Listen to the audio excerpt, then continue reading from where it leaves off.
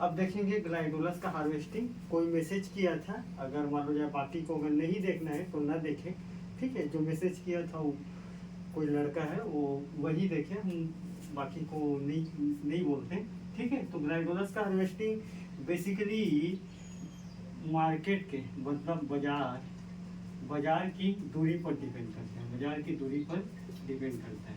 सबसे पहली बात, इसकी खास बात यह है कि मार्केट के डिस्टेंस पर ग्लाइडोलस के हार्वेस्टिंग डिपेंड करता है। अब इसका हार्वेस्टिंग दो टाइप से कर सकते हैं। अगर मार्केट की दूरी अगर कम है तब हार्वेस्टिंग करेंगे, और मार्केट का दूरी दूर है तो कैसे टाइप हार्वेस्टिंग करेंगे। तो अगर मान लो जब मार्केट का बाजार की दूरी अगर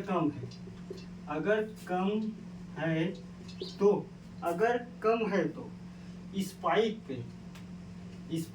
क्योंकि जो स्पाइक है ये ग्लाइडोलस की स्पाइक है, इसी में तो फूल निकला है जी, तो ये स्पाइक बोलते हैं इसको।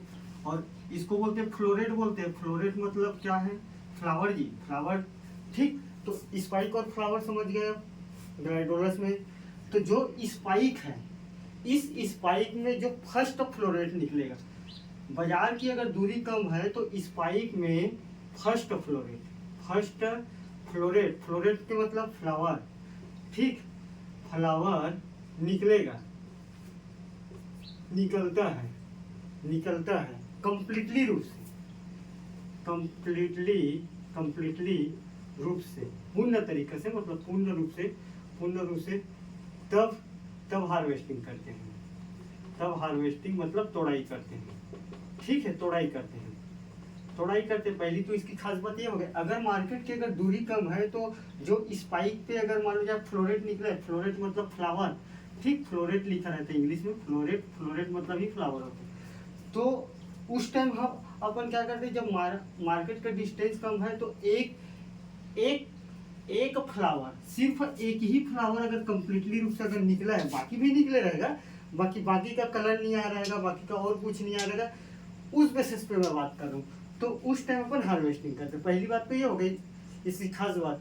अब दूसरी बात, अगर कोई मार्केट का डिस्टेंस अगर दूर है, ठीक, तो मार्केट का अगर डिस्टेंस दूर है तो मार्केट का डिस्टेंस मतलब दूर है या दूर स्थानांतरण करना है फ्लावर को बेचने के लिए मार्केट, तब स्पाइक मतलब समझ रहे हो, ये डंडी, इसी में फ्लोरेट निकले, स्पाइक में 1 2 3 या 4 फ्लोरेट मतलब फ्लावर, फ्लोरेट का कंप्लीटली नहीं, पूर्ण रूप से बेसिकली करते क्या है, पूर्ण रूप से कलर आ गया हो, कलर, क्योंकि ग्लाइडोलस तो कई कलर का आता है, सफेद आता है, रेड आता है, गुलाबी आता है, नारंगी आता है। तो जो भी कलर का अपन लगाने के लिए, अगर मान लो व्हाइट कलर के लगाने के लिए लिए हैं, तो व्हाइट कलर का पहला, दूसरा, तीसरा, चौथा फ्लोरेट, पहला, दूसरा, तीसरा, चौथा फ्लोरेट का कलर पूर्ण रूप से आ गया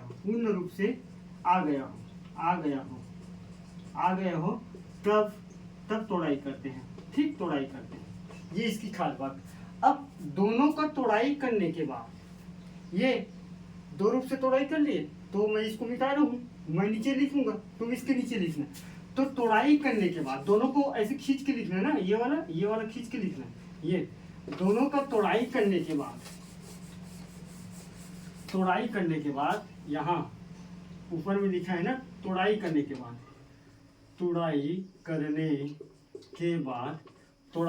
के बाद 40 से 45 दिन, 40 से 45 डे बाद कॉर्म का प्रोडक्शन करते हैं। कॉर्म प्रोडक्शन करना है हमको, कॉर्म प्रोडक्शन। अब तुम ये ना पूछो मेरे को कॉर्म क्या है करके, तुम प्रोपोगेशन में पढ़े हो, तो ग्लाइडोलस का प्रोपोगेशन पढ़े हो कि नहीं पढ़े हो? तो ग्लाइडोलस का प्रोपोगेशन किससे करते हैं? कॉर्म से करते हैं। अल्टीमेटली ग्लाइडोलस का जो खर्चा है ना, 70 से 80% cost of production cost of production के मतलब ये होते हैं कि प्रोडक्शन करने के दौरान जितना भी खर्चा है उसका खर्चा सबसे ज्यादा कॉर्म में होता है। कॉर्म लगाने का प्रोपोगेशन मटेरियल है, इसका सीड है, क्योंकि कॉर्म से ही तो ग्लाइडोलस का खेती करते हैं। तो 70 से 80% ना इसी में खर्च होता है। तो हम तोड़ाई करने के बाद, क्योंकि ये तो कॉर्म वाला है ना, तो फूल को तो तोड़ लेंगे स्पाइक के साथ, स्पाइक का कटिंग करेंगे, कट करके अलग से अपन तोड़ लेंगे। तो कॉर्म का प्रोडक्शन करना है तो 45 से 50 दिन बाद कॉर्म बनने स्टार्ट होता है, उसके बाद ही इसका भी हार्वेस्टिंग कर लेते हैं। तो हम दोनों तरीके से करते हैं, ठीक। और डिपेंड करता है। अब 2 प्रकार हो गए, चलो समझ नहीं रहे हो तो मैं अब जमा लेना सीक्वेंस को, मैं प्रोपोगेशन को भी बता देता हूँ यार, फालतू झंझट, ठीक। प्रवर्धन बोलते हैं जिसको। प्रवर्धन बेसिकली कॉर्म से करते हैं। इस कॉर्म का वजन 2.5 से 3 ग्राम, 2.5 से 3 सेंटीमीटर के आसपास रहना चाहिए, आसपास रहता है। साथ ही साथ लगाते समय हमको ये बात को ध्यान रखना पड़ता है कि इसका डेप्थ, ठीक। तो कॉर्म का डेप्थ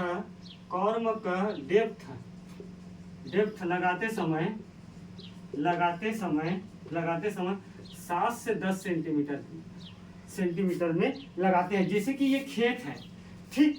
तो खेत में दो बेड के बीच के डिस्टेंस कितना रखते हैं अपन ग्लाइडोलस में? 30 सेंटीमीटर। और कॉर्म से कॉर्म के बीच में डिस्टेंस कितना रखते हैं? 15 सेंटीमीटर, ठीक। तो इसी कॉर्म को अगर हम मान लो खेत में लगाएंगे तो 7 से 10 सेंटीमीटर के आसपास के डिस्टेंस में अपन लगाएंगे, मतलब अंदर सेंटीमीटर अंदर। जैसे कि ये खेत हो गए, तो इस खेत का जो 7 से 10 सेंटीमीटर इतना सेंटीमीटर में हम कॉर्म 2 से 2.5 सेंटीमीटर के कॉर्म को डाल देंगे, ठीक है। यही है प्रवर्धन का टेक्निक। साथ ही साथ इसमें इरिगेशन भी खास बात है। मैं सीक्वेंस में नहीं बता रहा हूँ, अब सीक्वेंस में जमा लेना, इंट्रोडक्शन, फिर प्रवर्धन, फिर सिंचाई, फिर हार्वेस्टिंग लिख लेना, ठीक है। तो बेसिकली इसका जो कॉर्म लगता है 1 एकड़ में 60,000 कॉर्म के अंतर्गत लगता है, और 1 हेक्टेयर में मिनिमम 1.5 से 1.5 लाख से ऊपर ही लगता है, ये मान के आप चलो, ठीक।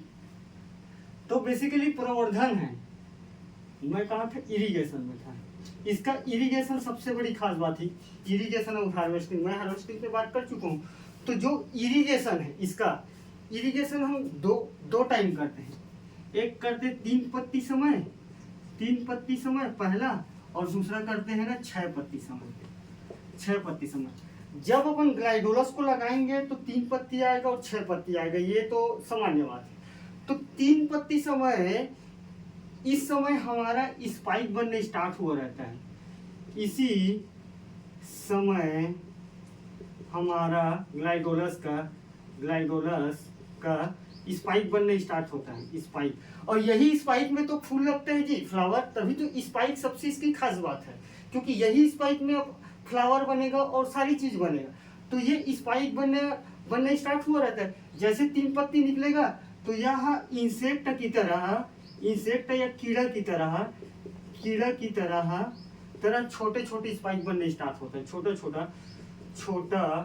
छोटा स्पाइक दाना के रूप में बनता है, ये अगर हम मान लो इस टाइम अगर नहीं करते हैं, अगर हम सिंचाई नहीं करते हैं, तो सिंचाई नहीं करेंगे तो हमारा स्पाइक सूख जाएगा, ठीक। तो सूखने से बचने के लिए हमको 3 पत्ती समय, अब 6 पत्ती समय हमारा स्पाइक सीधी हो जाएगा था। अब छोटा बने, मान लो जाए ये पत्ती है, तो इस समय हमारी स्पाइक ऐसे छोटा बनते जाएगा। और जब 6 पत्ती आएगा, 1 2 4 6, तो इस टाइम हमारा जो स्पाइक है जिसमें फ्लावर लगेगा, या पूर्ण रूप से विकास हो जाएगा, विकास हो जाता है स्पाइक। अगर हम इस टाइम इरिगेशन नहीं करते हैं,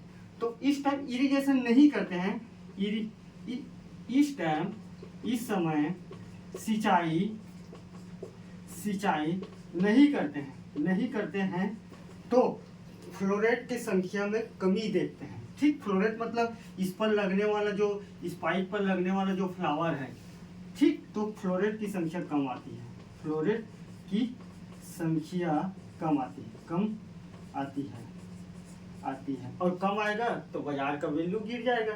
और अधिकतम फ्लोरेट कितना बेस्ट माना जाता है ग्लाइडोलस में, एटलीस्ट 16 फ्लोरेट रहना चाहिए, 16 फ्लावर।